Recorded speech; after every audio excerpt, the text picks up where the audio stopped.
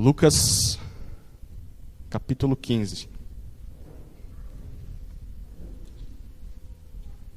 Nós estamos em uma minissérie a respeito de Jesus e os pecadores em Lucas. Como Jesus encontrou com diversos pecadores nesse evangelho e como ele lidou e tratou com cada um deles. Essa já é a terceira mensagem da série. Temos essa e mais duas, se Deus permitir.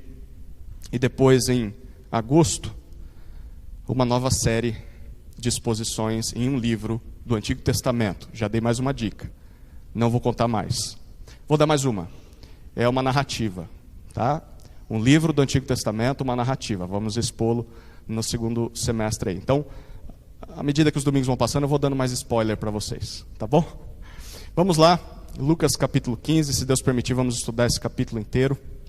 Deixe a sua Bíblia aberta, o celular ativo aí, nesse capítulo. Deixa eu fazer uma pergunta, na verdade duas perguntas para você. A primeira pergunta é: o que mais te alegra nessa vida? O que mais te alegra nessa vida? A segunda pergunta está ligada à primeira. Pelo que você faz festa? Talvez, para alguns aqui, é ver o seu time ganhar. Eu estou muito feliz, porque essa semana meu time me surpreendeu. Ganhou, né? Enfim. Talvez para você fazer aniversário. Eu sei que tem gente, né, Zé Emerson, fazendo aniversário hoje. Ele falou para a gente não cantar parabéns para ele no culto. A Juliana vai fazer semana que vem. Foi ontem o da Érica? Ontem o da Érica. Então vamos ter que, na hora da ceia, todo mundo cantar parabéns, Rafael. Vamos fazer isso? Não. Fazer aniversário talvez é pelo motivo pelo qual você faz festa. Talvez você faz festa porque ganhou um presente. Moisés deve estar dando pulo dessa altura. Essa menina disse sim. Se casar é um motivo de festa. Ver o seu filho nascer é motivo de alegria e de festa.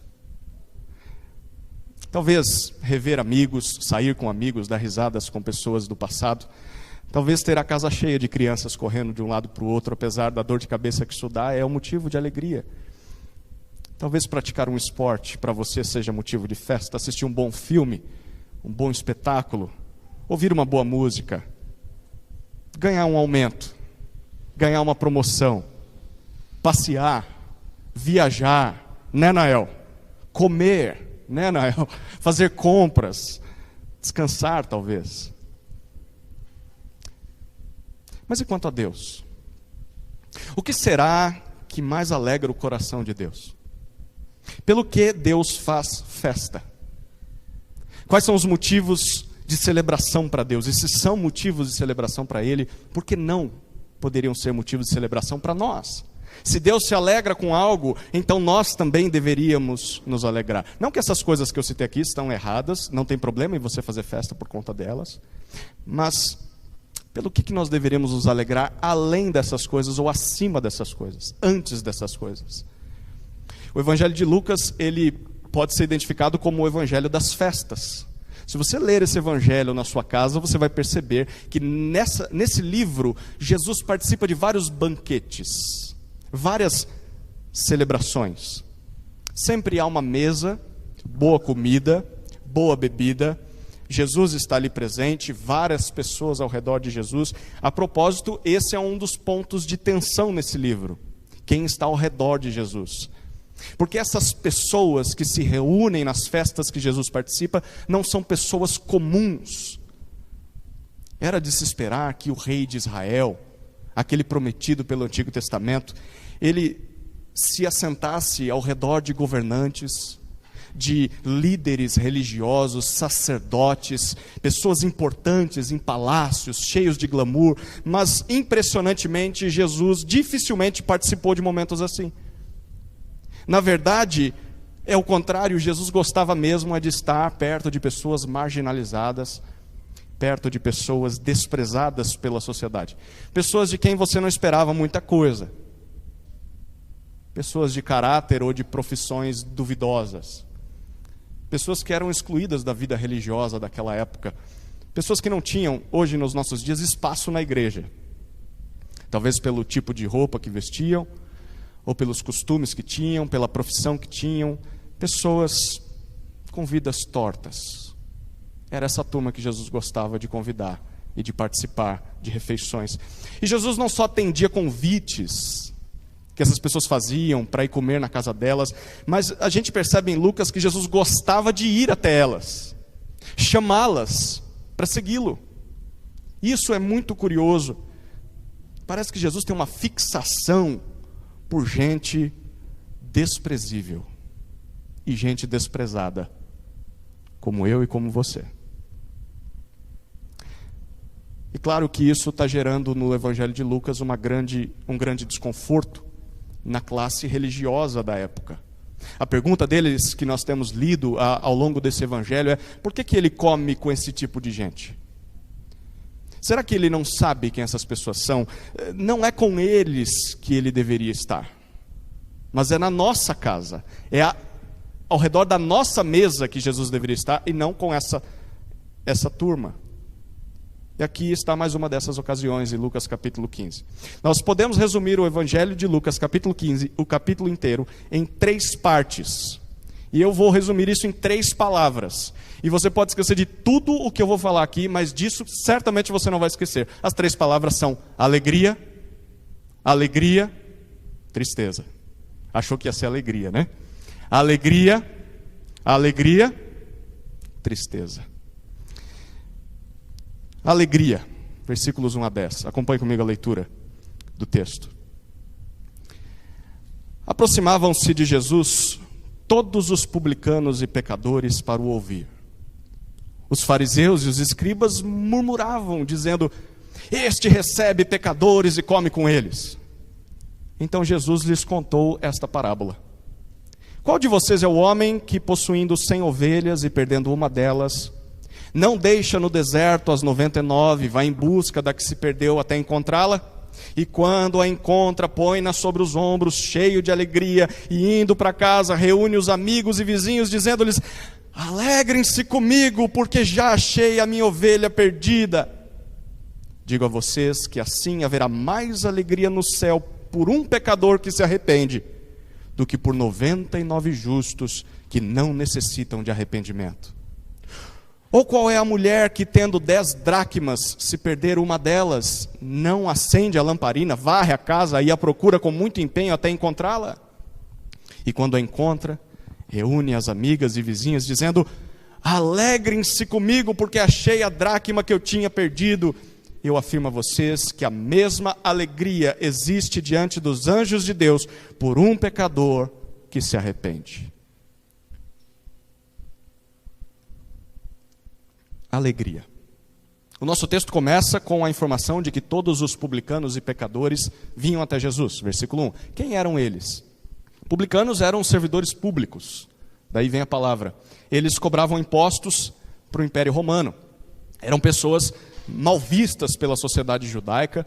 Os judeus olhavam para os publicanos como traidores, porque eles cobravam impostos do seu próprio povo para o inimigo. Eles eram considerados desonestos, porque eles poderiam cobrar o que quisessem, além do que Roma pedia. E eles também eram considerados impuros, por lidarem com dinheiro e com gentios também. Pecadores entram numa outra classificação, porque talvez seriam pessoas piores do que os publicanos para os judeus mais tradicionais. Eram pessoas consideradas imorais, pessoas de hábitos ou de profissões indignas, pessoas incompatíveis, com suas vidas incompatíveis com a lei de Moisés, coisas que ou a lei proibia ou deixava meio em dúvida, assim, não era bom trabalhar com essas coisas.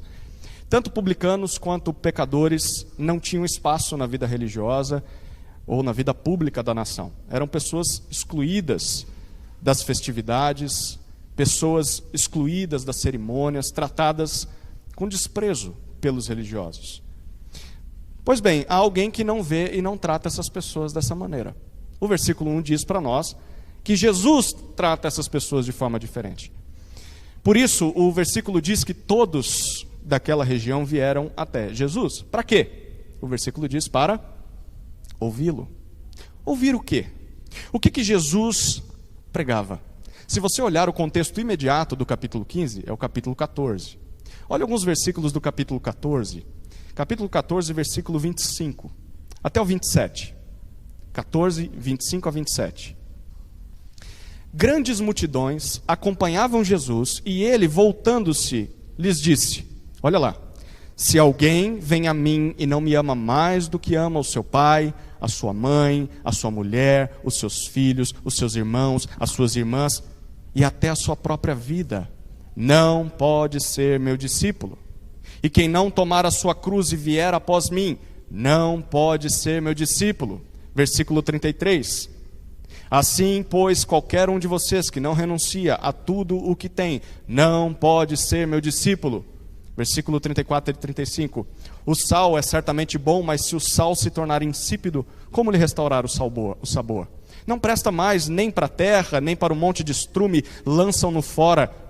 Olha a última frase de Jesus. Quem tem ouvidos para ouvir, ouça. Grandes multidões seguiam Jesus, e esse era o discurso de Jesus. Jesus não prometia bênçãos para as multidões. Não prometia milagres ou curas. Jesus também não ignorava os pecados deles e nem aprovava os pecados daquelas pessoas. Pelo contrário, Jesus chamava as pessoas para segui-lo.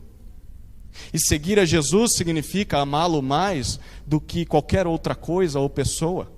Amá-lo mais do que a si mesmo. Amá-lo mais do que os seus desejos pecaminosos. Não só isso, Jesus diz, me seguir envolve também tomar a sua cruz, estar disposto a sofrer por mim, a sofrer para se tornar parecido comigo. E Jesus ainda diz, para me seguir, isso significa renunciar a tudo aquilo que te impede de me seguir. Tudo aquilo que se coloca no caminho, sejam os seus pecados, os seus hábitos, as suas profissões. Tudo aquilo que te atrapalha de me seguir, você renuncia. E no final do discurso, Jesus diz essa frase, quem tem ouvidos para ouvir, ouça. Pois bem, surpreendentemente, aqui estão aqueles que têm ouvidos e ouviram. E quem tem ouvidos e ouviu são os publicanos, todos eles, e os pecadores. Esse discurso pode parecer loucura, e talvez você está ouvindo isso e fala, quem é doido de ouvir um negócio desse? Pois bem, parece loucura, mas por incrível que pareça, essa turma gostou. Eles gostaram desse discurso, os seus corações estão desejosos por seguir a Jesus, e eles estão dispostos a, se for necessário, abrir mão da sua vida de pecado, para serem transformados por Jesus. E aqui está a primeira lição dessa noite. A primeira lição é que ao redor de Jesus, lembre-se disso, sempre haverá espaço para pessoas que desejam sinceramente segui-lo. Sempre haverá espaço. Mesmo que isso custe caro para essas pessoas, mesmo que custe uma mudança completa de vida, e mesmo que elas sejam consideradas pecadoras, desprezadas pela maioria, desprezadas pela sociedade. Portanto, se talvez por causa do seu passado de pecado, ou talvez o seu presente de pecado, você olha ao redor e ninguém mais acredita em você, e talvez nem você mesmo acredite em você, não há mais esperança, não há mais saída, ou talvez, se não há lugar para você no meio religioso, tradicional, nas igrejas, ao redor desse país ou desse mundo, há alguém que te vê como bem-vindo. Há alguém que está de braços abertos, pronto para te receber. Esse alguém é Jesus Cristo. E deveria ser todos aqueles que de fato o seguem, de braços abertos para receber pecadores quebrados, que querem seguir a Jesus. Jesus vai estar sempre de braços abertos para receber pessoas como você. Mas saiba de uma coisa, esses braços abertos sempre estarão lá. Jesus te recebe sim, desde que você queira ouvi-lo, desde que você tenha ouvidos para o ouvir, desde que você esteja disposto a permitir que Jesus transforme a sua vida, que Jesus mude completamente quem você é e te torne um seguidor dele. Então, se é isso que você quer, simplesmente venha até Jesus. Ele está de braços abertos esperando que você venha. Mas, deixa eu te fazer um alerta, nem todos estarão felizes com isso. Se você reparar no versículo 2, os fariseus e escribas não gostaram da ideia. Por quê? Porque esses fariseus e escribas eram os ícones religiosos daquela época. Eles eram um exemplo a ser seguido se você quisesse fazer a vontade de Deus. Para os fariseus e escribas, Deus está até disposto a receber pecadores, desde que esses pecadores se tornassem como eles mesmos. Então, pecadores deveriam praticar aquilo que os escribas e fariseus praticavam, e ainda assim, se fizessem tudo isso, seriam considerados como crentes de segunda categoria. Ainda assim, pecadores vão sentar num outro lugar, longe de nós, mas talvez Deus os receba. Interessante. Publicanos e pecadores, verdadeiramente interessados em Jesus e no que Jesus tinha a dizer, vinham até Ele. Mas ao mesmo tempo, nós temos, junto com eles, fariseus e escribas, vindo até Jesus. Religiosos, orgulhosos, pessoas descontentes com o que Jesus falava e com o que Jesus fazia. Mais uma coisa para nós lembrarmos. O fato de que alguém está vindo até Jesus não significa que essa pessoa esteja de fato, sinceramente interessada em Jesus. Junto com gente sincera, junto com gente que realmente está disposta a mudar de vida, sempre haverá pessoas mal intencionadas. Pessoas preocupadas apenas consigo mesmas, pessoas cheias de críticas, hipócritas, contendeiras. Nós devemos tomar cuidado com essas pessoas. Não só tomar cuidado com elas, mas ao mesmo tempo tomar cuidado para que não façamos o mesmo que elas. E o que os escribas e fariseus fazem? O versículo 2 diz para nós que eles começam a murmurar contra Jesus. Perceba, o texto nos diz que não era uma reclamação direta a Jesus, mas eles estão falando de Jesus pelas costas, porque eles dizem, este homem não só recebe pecadores, mas ainda pior, ele come com pecadores. Como é que Jesus reage a isso? A partir do versículo 3, ele conta 3 parábolas, 3 historinhas, 3 era uma vez. É assim que você deve olhar para parábolas. A todos aqueles que estão ali, não só para os fariseus e escribas que estão murmurando, mas para os pecadores que também se achegaram. E as 2 primeiras são bem curtinhas, nós já lemos. A terceira, ela é diferente, ela é um pouco maior, nós vamos vê-la daqui a pouco. Olha a primeira parábola, é a parábola da ovelha perdida, versículos 4 até 7. Jesus pinta um cenário aqui, um dono de ovelhas, ele tem 100 ovelhas, e uma dessas ovelhas se perde. Então o que ele faz? Ele deixa as 99, não largadas, provavelmente em algum abrigo no deserto, e volta para achar aquela que foi perdida. E quando ele encontra a ovelha perdida, ele traz ela de volta, o texto enfatiza, cheio de alegria. Uma alegria que o leva a juntar os seus amigos e vizinhos para uma festa. E a festa é, eu encontrei a minha ovelha perdida. A segunda parábola tem elementos semelhantes, de uma moeda que foi perdida. Versículos 8 até 10. Nós temos agora uma dona de casa, ela tem, ou tinha 10 dracmas. Era o valor equivalente a 10 dias de um trabalhador comum. E ela perde uma dessas moedas. É uma bela de uma perda. Então, o que ela faz? As casas não eram iluminadas naquela época, não tinham janelas grandes, janelinhas pequenas. Então, ela acende uma lamparina, faz de tudo para achar, vai varrendo. O chão não era de concreto ou de piso, era chão batido de terra. Então, ela varre para que aquela poeira subindo, ela consiga encontrar a moeda dela. E o texto diz que ela, depois de se esforçar muito, consegue encontrar a sua moeda. E ela não só fica cheia de alegria como aquele pastor, mas ela dá uma festa. Ela convida as amigas, as vizinhas para um chá da tarde, para comemorar, eu achei a minha moeda perdida, cheia de alegria. Há uma festa na casa dessa mulher. Qual que é o ponto de Jesus com essas 2 historinhas aqui? Lembra do murmúrio dos religiosos? O murmúrio é, este recebe pecadores e come com pecadores.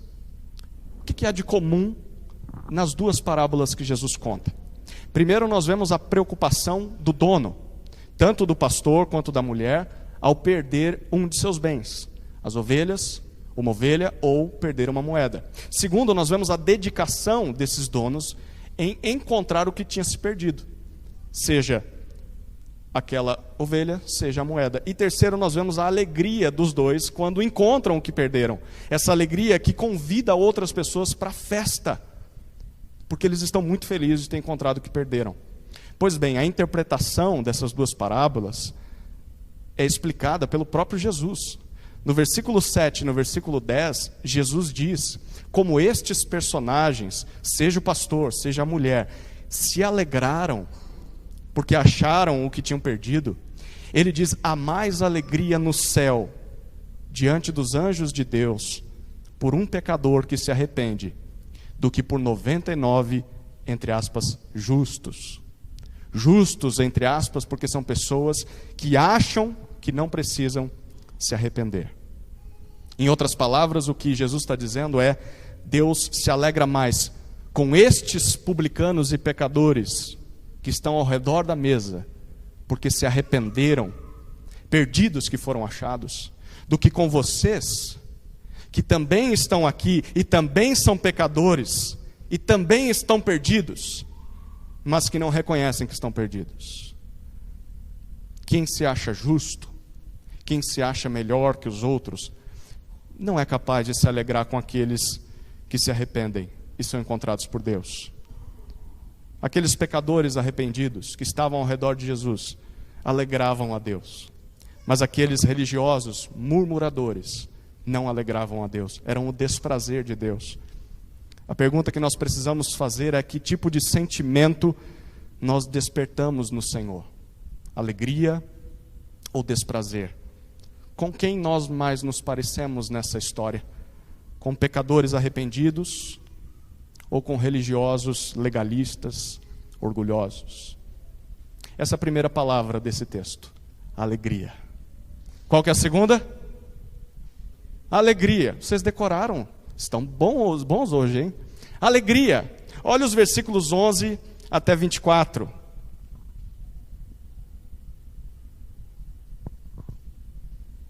Jesus continuou: certo homem tinha 2 filhos. O mais moço deles disse ao pai: pai, quero que o senhor me dê a parte dos bens que me cabe. E o pai repartiu os bens entre eles. Passados não muitos dias, o filho mais moço, ajuntando tudo que era seu, partiu para uma terra distante, e lá desperdiçou todos os seus bens, vivendo de forma desenfreada. Depois de ter consumido tudo, sobreveio àquele país uma grande fome, e ele começou a passar necessidade. Então foi pedir trabalho a um dos cidadãos daquela terra, e este o mandou para os seus campos a fim de cuidar dos porcos. Ali ele desejava alimentar-se das alfarrobas que os porcos comiam, mas ninguém lhe dava nada. Então, caindo em si, disse: quantos trabalhadores de meu pai têm pão com fartura, e eu aqui estou morrendo de fome? Vou me arrumar, voltar para o meu pai e lhe dizer: pai, pequei contra Deus e diante do Senhor. Já não sou digno de ser chamado seu filho. Trate-me como um dos seus trabalhadores. E arrumando-se, foi para o seu pai. Vinha ele ainda longe, quando seu pai o avistou e, compadecido dele, correndo, o abraçou e beijou. E o filho lhe disse: pai, pequei contra Deus e diante do Senhor, já não sou digno de ser chamado de seu filho. O pai, porém, disse aos servos: tragam depressa a melhor roupa e vistam nele, ponham um anel no dedo dele e sandália nos pés, tragam e matem o bezerro gordo, vamos comer e festejar, porque este meu filho estava morto e reviveu, estava perdido e foi achado. E começaram a festejar. Alegria. Se você reparou bem, Jesus está afunilando o assunto aqui. Ele começou com uma ovelha perdida entre 100. Depois ele foi para uma moeda perdida entre 10. E agora ele fala de um filho perdido entre 2. O que isso significa? 2 coisas. Primeiro, que para Deus todos os perdidos importam. Mesmo que você tenha outros 99 a mais, um perdido importa. Mesmo que você tenha outros 9 encontrados, um perdido importa. Mesmo que você tenha um outro aqui, o outro perdido importa também. Para Deus, cada vida importa individualmente. A segunda coisa que isso significa é que Deus não se preocupa tanto com bens, ovelhas, moedas, quanto se preocupa com pessoas. Guarde bem isso. Pessoas perdidas são o maior alvo de Deus e deveriam ser o nosso maior alvo também. Entre animais, entre coisas, entre propriedades, carros, dinheiro, bens, entre posicionamentos políticos ou pessoas, sempre prefira investir em vidas. Porque vidas valem muito mais do que todas essas coisas que eu citei antes. Pois bem, vamos para mais essa parábola aqui. Os versículos 11 até 16 nos contam uma história que começa com um pai que tem 2 filhos. A gente vai perceber que o personagem principal dessa história não são os filhos. O personagem principal dessa história é quem? É o pai. Na sua Bíblia talvez esteja aí escrito a parábola do filho pródigo ou do filho perdido, não é? Isso aqui foi incluído pelos tradutores da Bíblia, não é um texto inspirado, esse título. Se você quisesse, ou se puder fazer isso e quiser colocar aí um outro título para essa parábola, é a parábola do pai amoroso. Rima mais. Você vai perceber por quê. Certo dia, esse pai, que tem 2 filhos, recebe o pedido do seu filho mais novo. O pedido é: pai, eu quero a minha parte na herança. Algo que era possível de se fazer naquela época. Mas quando um filho falava isso, é como se ele estivesse dizendo assim: pai, para mim você já morreu. Pai, o seu valor está naquilo que o Senhor vai deixar para mim de herança. Então, por que a gente não adianta o processo? Por que o Senhor já não me dá aquilo que o Senhor vai me deixar quando morrer? Apesar de ser um duro golpe, eu fico imaginando como o pai ouvindo isso de um filho. O pai atende o pedido do filho. E eu quero que você repare no versículo 12, há um detalhe muito importante que vai ser relevante no final da história. O pai reparte os seus bens entre os 2 filhos. Os 2. Pelos costumes daquela época, o filho mais velho ficaria com 2/3 do que o pai tinha. E o mais novo apenas com 1/3. Então esse mais novo recebe o seu 1/3 e o filho mais velho recebe os 2/3. E então o que ele faz? Um tempo passa e o filho mais novo vai embora. Ele pega tudo que ele tem, tudo que ele ganhou e vai para uma terra distante. Interessante, Jesus está contando uma história para judeus. Se esses personagens da sua história são judeus, provavelmente sim, então esse filho foi para uma terra pagã.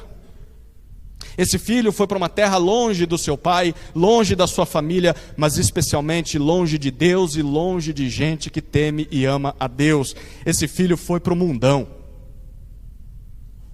Esse filho foi curtir adoidado e ele gastou todos os seus bens satisfazendo os desejos da carne, longe de um crente que seja. Eu não quero que ninguém me atrapalhe de fazer o que eu quero fazer. Até que o dinheiro acaba. E olha, o dinheiro acaba, viu? Dinheiro acaba. Só que a história dele piora, porque houve uma grande fome na terra. Quem será que mandou a fome, né?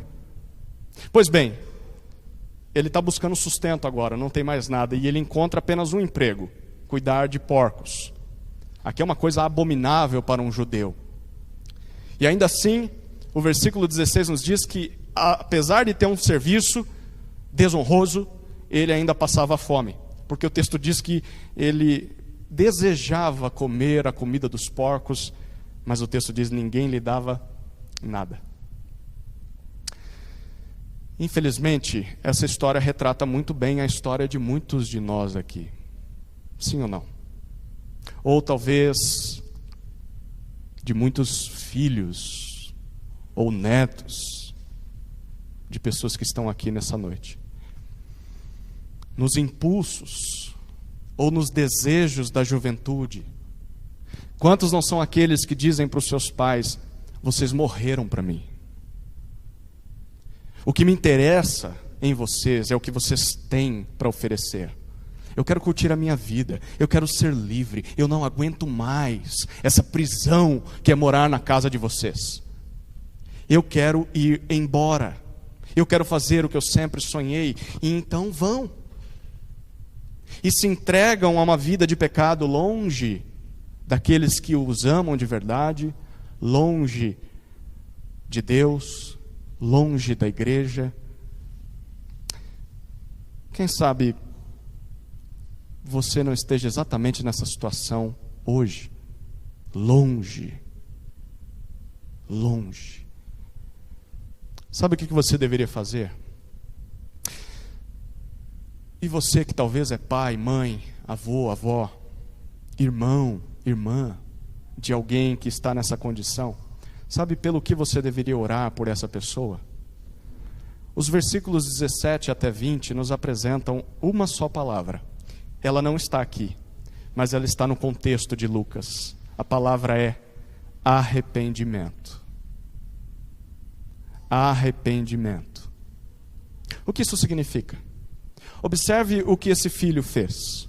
No versículo 17, a primeira coisa que acontece com ele é que ele caiu em si.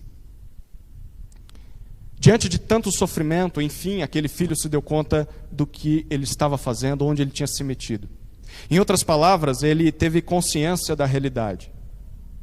Ele teve pelo menos, talvez, o primeiro momento de lucidez, de sobriedade, em todo aquele tempo de vida no pecado. E aí ele se lembra de que na casa do seu pai até os servos, os escravos, os funcionários tinham fartura, bem diferente da miséria que ele estava vivendo. Queridos, o primeiro passo para o arrependimento é cair em si. E muitas vezes isso acontece quando nós sentimos na pele as consequências dos nossos pecados. A adversidade, o sofrimento, eles têm o potencial de nos mostrar a realidade.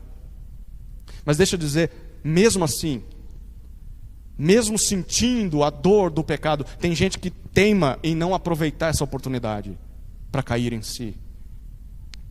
Portanto, se o pecado está doendo na sua vida, se as coisas estão apertando, caia em si. Não se torne insensível. Ainda há esperança de restauração para você. Caia em si. Em segundo lugar, esse filho, no versículo 18, reconhece o seu pecado.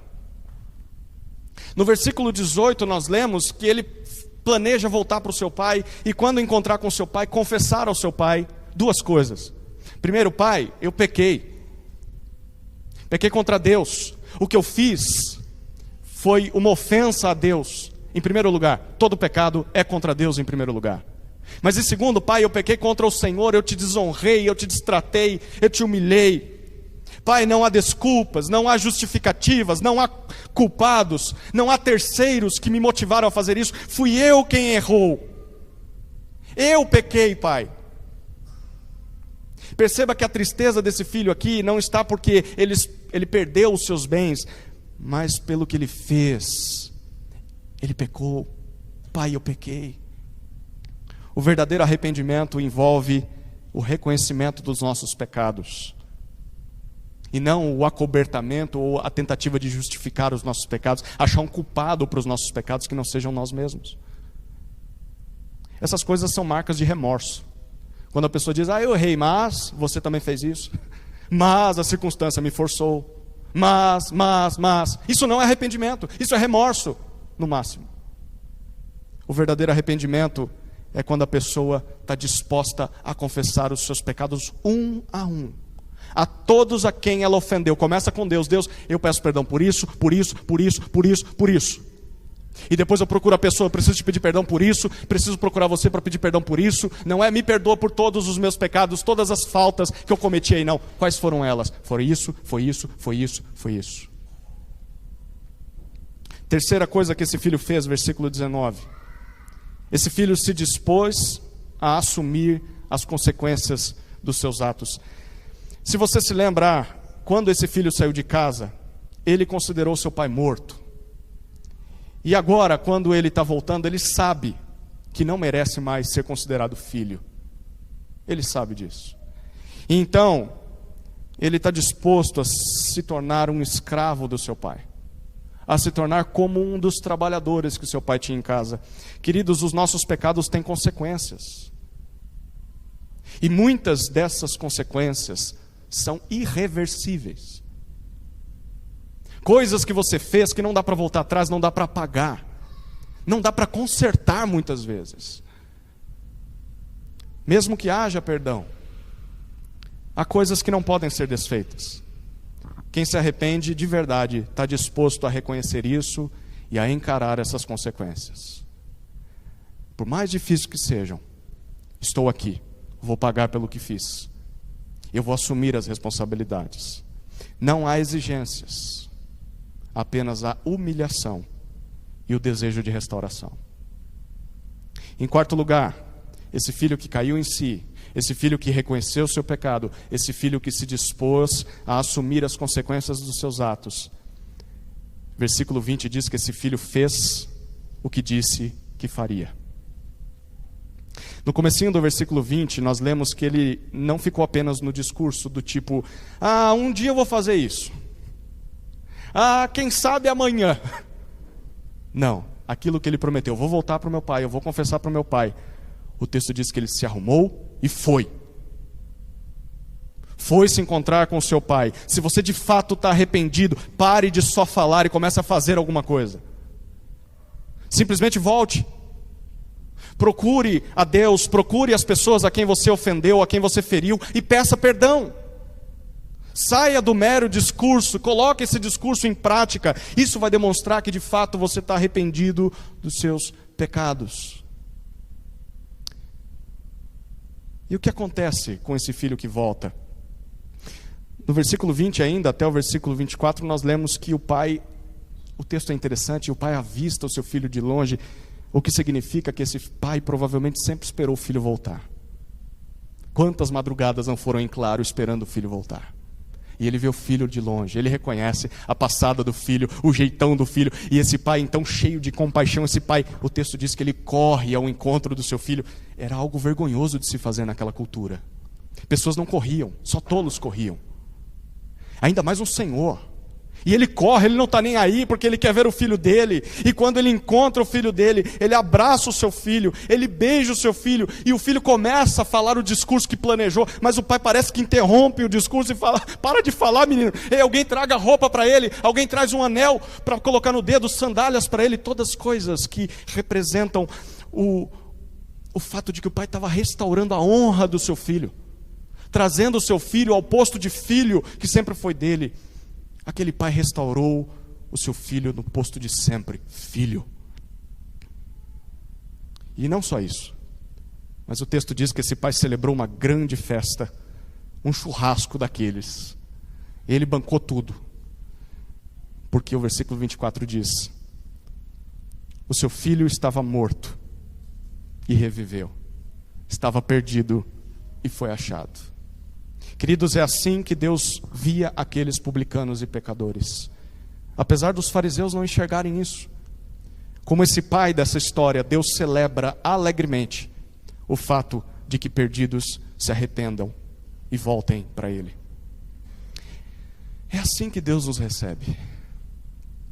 Todas as vezes em que nós nos arrependemos de verdade, não importam quais tenham sido os nossos pecados, não importa quanto tempo nós temos ficado nesses pecados, como esse pai, Deus aguarda ansiosamente o dia em que nós voltaremos para a casa dele.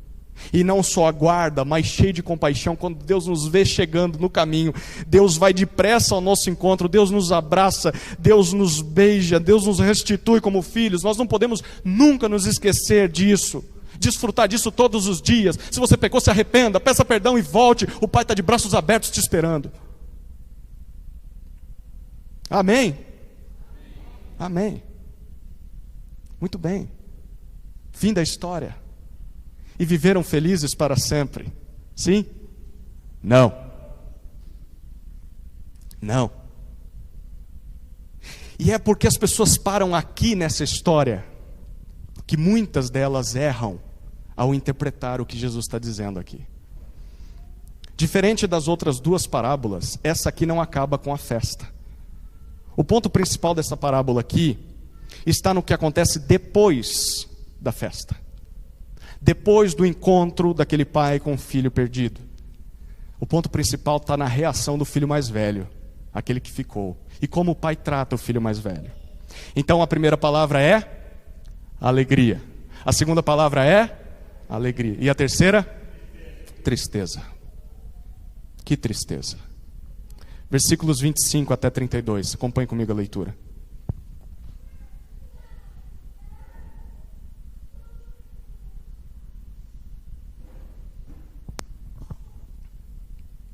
Ora, o filho mais velho estava no campo. Quando voltava, ao aproximar-se da casa, ouviu a música e as danças. Chamou um dos empregados e perguntou o que era aquilo. E ele informou: o seu irmão voltou, e por tê-lo recuperado com saúde, o seu pai mandou matar o bezerro gordo.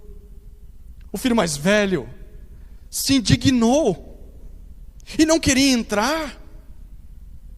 Saindo, porém, o pai procurava convencê-lo a entrar, mas ele respondeu ao seu pai: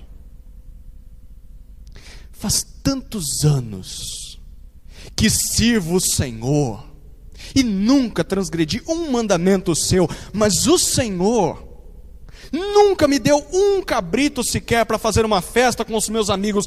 Mas, quando veio esse seu filho, que sumiu com os bens do Senhor, gastando tudo com prostitutas, o Senhor mandou matar o bezerro gordo para ele.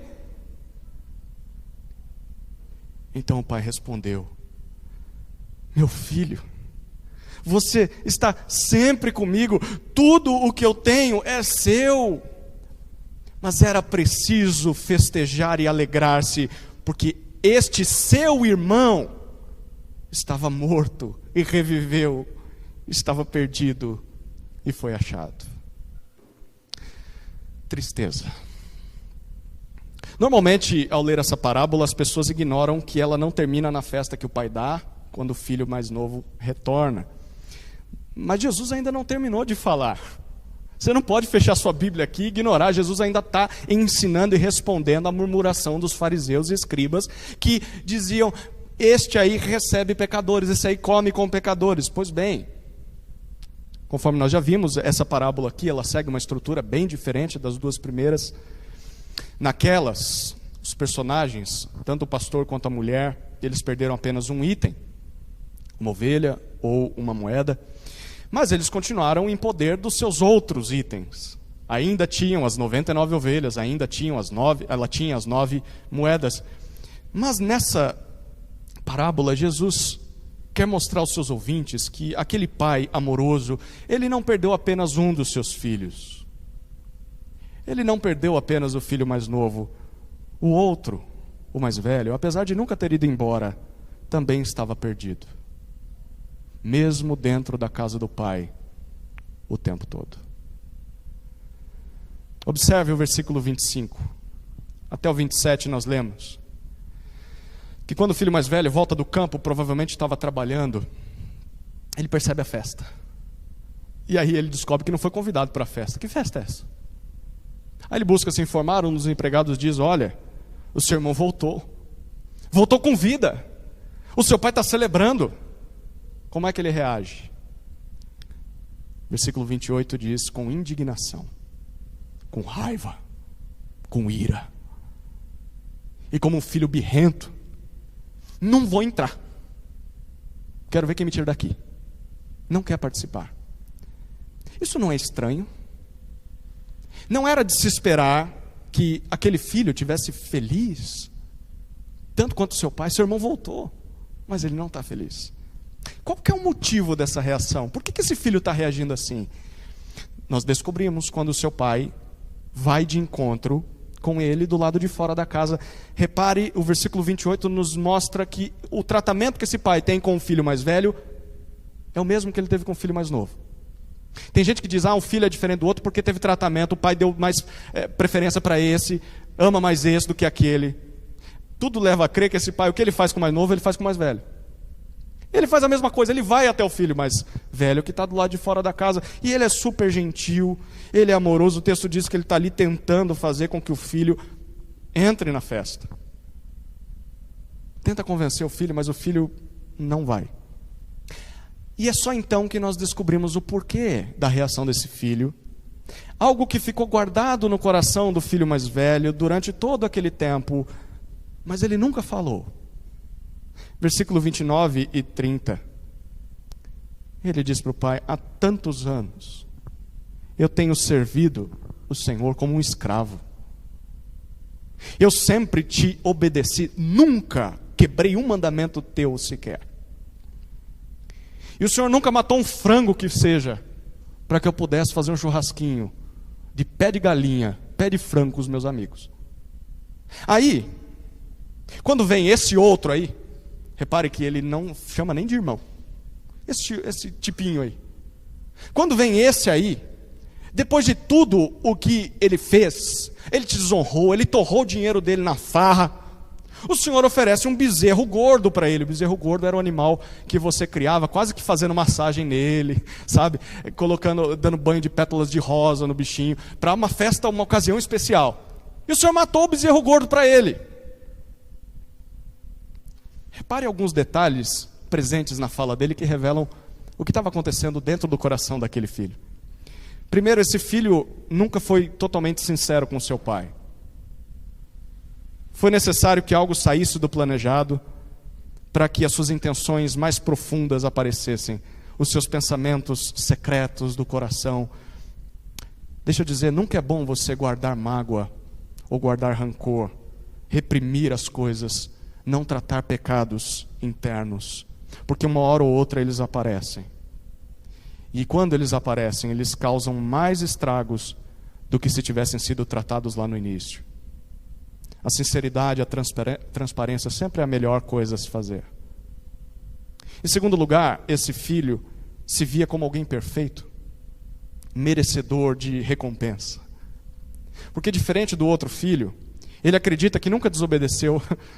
Onde já se viu, né? Que arrogância, que petulância. Eu nunca desobedeci o Senhor. Será mesmo?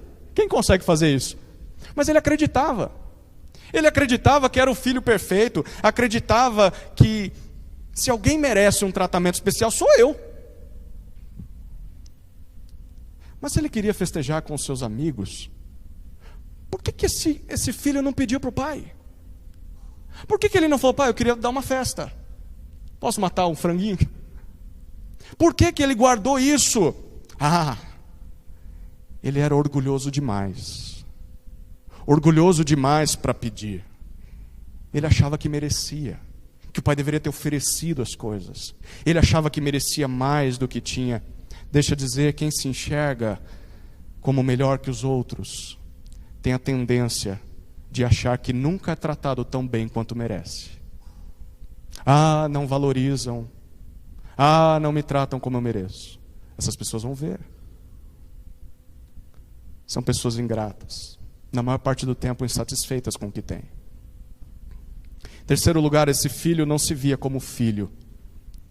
Mas se você reparar bem nas palavras dele, ele se via como empregado.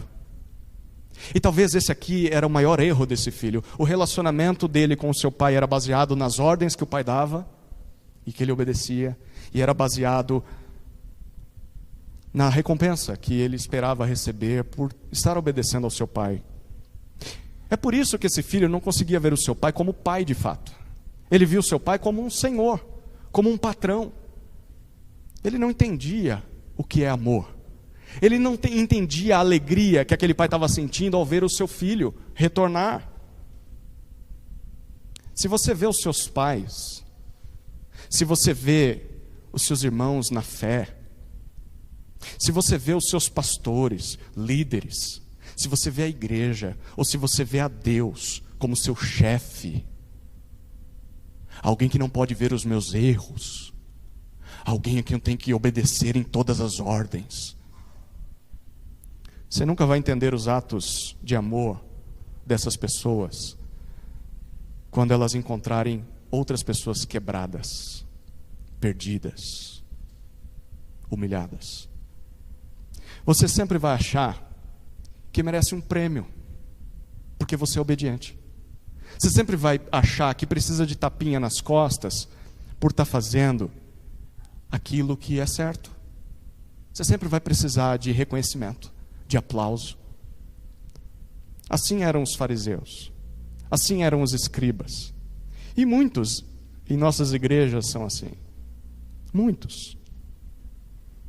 Talvez nunca foram curtir a vida no pecado, como o filho mais novo. Mas dentro de uma igreja tratam Deus como se Deus fosse um chefe. Como se Deus fosse obrigado a recompensá-los por coisas boas que fazem. Pessoas assim não veem Deus como um pai amoroso, veem Deus como um meio para se obter um fim. Então eu busco a Deus, eu faço as coisas que Deus quer, mas não é por sinceridade, eu sempre tenho segundas intenções, eu quero outras coisas, eu quero que Deus me retribua, que Deus me recompense. É óbvio que quem age assim nunca vai ter compaixão de pecadores arrependidos. É óbvio que pessoas assim vão se indignar com Deus quando Deus receber pecadores quebrados e perdoar pecadores, porque essas pessoas acham que são elas quem merecem as coisas e que pecadores não merecem segunda chance. Errou uma vez, acabou. Se há alguém que merece alguma coisa, são eles e não os pecadores. Tadinhos. E talvez eu estou me referindo a você que é assim. Tadinho de você. Sabe por quê? Porque você mal sabe que apesar de nunca ter saído de casa, mesmo estando dentro de uma igreja a sua vida toda, você está tão perdido quanto aquele filho que saiu. Na verdade, pessoas assim são piores do que os que saem e se esbaldam no pecado. Porque o outro volta arrependido. O outro volta quebrado, sabendo o que fez de errado. Mas quem continua com o coração duro, achando que não precisa se arrepender. Como Deus lida com gente assim?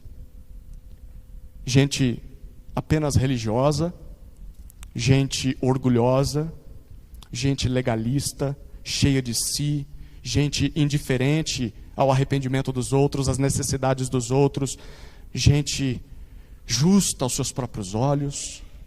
Como Deus lida com pessoas que se veem merecedoras de tratamento especial de Deus, só pelas coisas boas que fazem, mesmo que seja só de aparência, não de coração. Mas eu estou fazendo, as pessoas estão vendo, eu quero o reconhecimento. Como Deus trata pessoas assim? Jogando fogo do céu e consumindo elas. Não! Os versículos 31 e 32 nos dizem que Deus trata como esse pai tratou os seus filhos. Esse pai amoroso olha para aquele filho mais velho e insiste em convencer o seu primogênito: meu filho, você sempre esteve comigo, meu filho, você tinha a minha presença o tempo todo. Filho, tudo que eu tenho é teu. Até porque, filho, eu já te dei 2/3 de tudo o que eu tinha para te dar, lembra? Lembra? Na verdade, tudo que você tem é meu, porque eu já te dei. Eu dei a parte do seu irmão, mas dei a sua também. Filho, além de ter a minha presença, você tem tudo que eu tenho. Mas filho, era necessário que eu agisse assim, com festa. Era necessário que eu agisse com alegria. E aí olha a ênfase do pai. Porque este teu irmão, ele volta a chamar, é teu irmão. Mesmo que você não reconheça, ele é teu irmão. Este teu irmão, eu preciso lembrar que ele é teu irmão. Esse teu irmão estava morto e reviveu, estava perdido e foi achado. É assim que termina essa parábola de Jesus. Agora sim. Mas talvez é agora que você fica: como assim? O que aconteceu em seguida? O que o filho mais velho vai fazer? Como é que ele reagiu às palavras daquele pai? Será que ele se arrependeu, entrou na casa, celebrou com o irmão? Ou será que ele continuou com o coração duro do lado de fora da casa? Não dá para saber. Porque Jesus simplesmente termina a história assim. Mas aí você diga: mas não pode. Jesus não sabe contar histórias. Sabe sim. Sabe sim. Sabe por que Jesus não disse para nós o que aconteceu em seguida?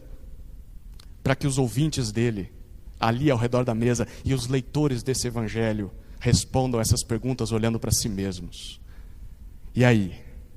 Como é que você vai reagir à maneira com que o pai tratou esses filhos? Qual dos 2 filhos você é diante dessa história? Você é aquele que saiu de casa e está perdido? Se você é aquele que saiu de casa e está perdido, então se arrependa e volte para o pai. A porta está aberta, os braços estão abertos para te receber com amor. Mas talvez você seja aquele filho que nunca fugiu, mas que está perdido também, mesmo dentro da casa do pai. E se você é esse filho, então se arrependa também. Se arrependa e abra o seu coração para o amor do pai. Valorize a presença do pai que está sempre perto de você. Valorize a presença do pai mais do que as bênçãos que ele pode te oferecer.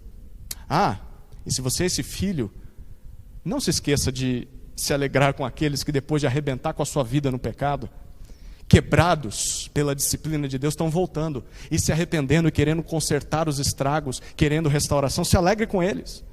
Celebre com eles. Não feche as portas da igreja não. Receba, abrace eles, ame-os. Ajude-os a lidar com as consequências dos seus pecados. Ame-os e se alegre com Deus por eles. Alegria, tristeza. Deus se alegra com pecadores que se arrependem, como esse pai se alegrou com o retorno do seu filho mais novo, que se arrependeu mesmo depois de tudo que fez. Mas aqueles que se acham bons o suficiente vão ver isso com tristeza, porque creem que só eles merecem ser amados, sem perceber que na verdade eles também estão perdidos, mesmo que nunca tenham vivido abertamente no pecado. Deixa eu dizer uma coisa aqui, gente como o filho mais velho acaba ficando no meio do caminho. Deixa eu explicar. Nem se esbaldam no pecado. Agora eu vou me entregar. Não posso fazer isso. Mas também estão dentro de casa e não desfrutam da comunhão com o Pai. Sabe onde você fica? Você fica aqui no meio do caminho. Você nem curte a vida doidado, para depois se arrepender. E você não desfruta da comunhão com o Pai. Você está perdido no meio do caminho. Gente, que vida miserável. Que tristeza. Escolhe um lado logo. Ou vai para o pecado, depois se arrepende, ou não vai e vem para o Pai logo. Mas não fica no meio do caminho. Lembra o que Jesus fala sobre quem fica no meio do caminho? É morno, tem vontade de vomitar. Decide logo o que você vai fazer. Tome sua decisão. Mas aí, também esteja disposto a enfrentar as consequências. Sabe o que mais deve alegrar a mim e a você? Sabe pelo que nós devemos fazer festa? Por aquilo que mais alegra a Deus e faz Deus festejar. O que faz Deus festejar? Pecadores antes perdidos que se arrependem dos seus pecados e seguem Jesus. E por que tudo isso deve nos alegrar? Porque quando pecadores se arrependem, pecadores encontram o perdão de um Deus, um Pai amoroso. E aí talvez você esteja perguntando, como é que pode Deus perdoar dessa maneira? Como é que pode Deus receber pecadores arrependidos depois de tudo que eles fizeram? É o que o restante do Evangelho de Lucas nos apresenta. O Filho de Deus, aquele que estava achado o tempo todo na eternidade, aquele que estava ao lado do Pai desde a eternidade, sempre obediente. Esse Filho se entregou à morte de cruz, recebendo sobre si o castigo de pessoas desviadas, pessoas desobedientes, para que pecadores perdidos pudessem ser encontrados e perdoados pelo Pai, adotados como filhos na família do Pai. E sabe qual a frase que resume essa salvação? Nós poderíamos parafrasear o que o pai dessa parábola disse no versículo 32, como se Deus estivesse dizendo para mim e para você nessa noite o seguinte: celebrem comigo, façam festa comigo, porque este seu irmão mais velho, Jesus Cristo, ele estava morto naquela cruz, ele morreu, mas ele reviveu ao terceiro dia, e ele fez isso para que perdidos como vocês pudessem ser achados e pudessem ser perdoados. Então façam festa comigo, celebrem comigo. Queridos, eu sei que eu já falei muita coisa, mas eu quero finalizar com duas aplicações. A primeira é se você é um pecador arrependido. Eu espero que sim. Então alegre-se por ter sido um dia encontrado pelo Pai. Faça festa porque você crê em Jesus. Sabe, tem crente que parece que foi batizado no limão. É uma vida triste, depressiva. Está tudo ruim. Você foi salvo, você foi encontrado, você foi achado. Você conhece o Pai, a casa do Pai é o teu lugar. Jesus morreu por você, você crê nisso. Que bênção, que privilégio. Quantas pessoas passam por essa vida sem ter essa oportunidade? Você tem. Celebre, faça festa. Faça festa com isso. Mas não só faça festa porque você foi achado, mas faça festa quando pessoas perdidas encontram a casa do Pai. Pessoas perdidas se arrependem dos seus pecados, pedem perdão e encontram graça aos pés da cruz. Faça o que for preciso para alcançar essas pessoas. Faça o que for preciso para recebê-las. E quando elas se achegarem, ao invés de julgá-las, Ao invés de apontar o dedo e dizer não tem lugar para você aqui, ao invés de se achar melhor que elas, receba elas como um pecador arrependido como elas e diz: somos todos mendigos aqui que encontramos o pão é a palavra de Deus, nós viemos nos alimentar juntos, eu não sou melhor que você. Se você é um pecador arrependido, alegre-se com a salvação em Cristo Jesus. Mas se você talvez seja aquele que nunca saiu de casa, sabe aquele rato de igreja, aquele que a vida toda dentro da igreja, mas aí você não consegue se alegrar com a salvação dos outros, você consegue muito menos se alegrar com o fato de estar perto de Deus o tempo todo. Na verdade, essas coisas aqui, que chato, enfadonho, oh, coisa chata, vida de igreja, vida de crente. Deixa eu dizer para você, avalie a si mesmo. Avalie a si mesmo para descobrir se de fato um dia você foi achado por Jesus. Porque essa atitude parece de alguém que está perdido. E se ao avaliar a si mesmo você perceber que nunca encontrou a salvação, sabe o que você tem que fazer? Se arrependa. Se arrependa e conheça, enfim, o Pai amoroso que Deus é para todos aqueles que se arrependem por causa da obra dele naquela cruz, o seu filho sendo entregue. Deus te ama também. E você é bem-vindo também. Amém, queridos? Vamos orar. Vamos orar.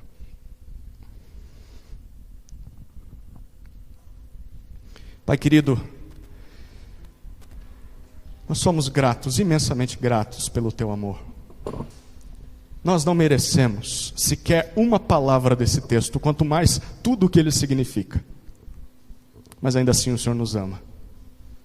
E mesmo que nós consigamos compreender como seres humanos o quanto o Senhor nos ama, ainda assim é uma faísca de todo o seu amor. Obrigado pelo teu amor.